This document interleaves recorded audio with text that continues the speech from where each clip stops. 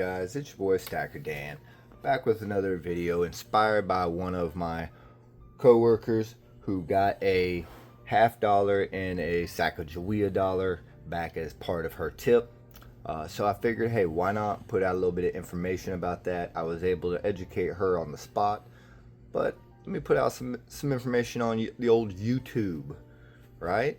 So I'm gonna try to make it interesting but not too long. All right, so first minted in 1964, they were intended as a memorial for the assassinated 35th President of the United States. Due to the public outcry over his death, the coins were authorized by Congress, designed by Gilroy Roberts and Frank Gasparro, and struck by the U.S. Mint, all in just over a month.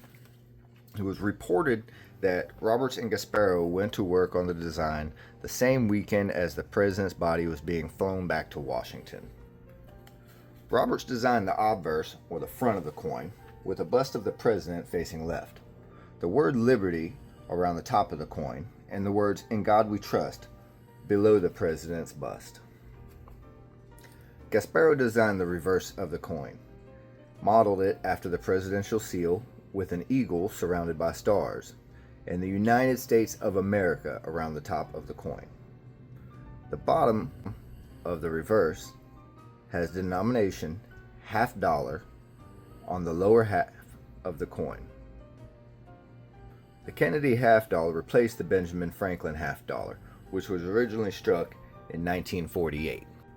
The 1964 Kennedy $50 was made of 90% silver and 10% copper, containing 0.3617 ounces of silver, making it more desirable than the onward years. The 1965 through 70 Kennedy $50 were made of 40% silver and 60% copper, containing 0.14789 ounces of silver. From 1971 onward, the Kennedy $50 are clad coinage containing 75% copper and 25% nickel. From 1971 onward, the Kennedy $50 are clad coinage containing 75% copper and 25% nickel, except for silver-proof issues, which are 90% silver. Key dates and varieties. 1964 had an obverse and a reverse double die.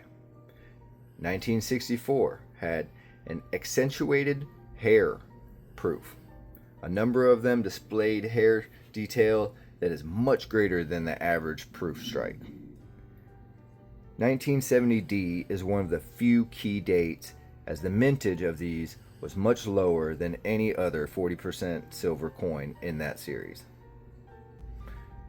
1972D, no FG. The coin was on the receiving end of overly enthusiastic die polishing, which completely removed the FG initials of Frank Gasparro from the reverse of the coin. In 1976, they did a special design for the 200th anniversary of the signing of the Declaration of Independence. They also honored this with the quarter and the dollar coin as well. 1982P, no FG. Just like the 1972D, this is a result of over polishing. 1998S, special mint set with a matte finish.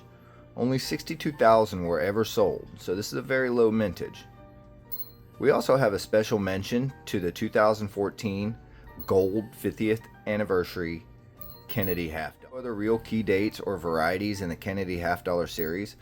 Regardless, it's still a very popular set with new collectors and younger collectors, as the clad coins are easy to acquire at face value from your local bank.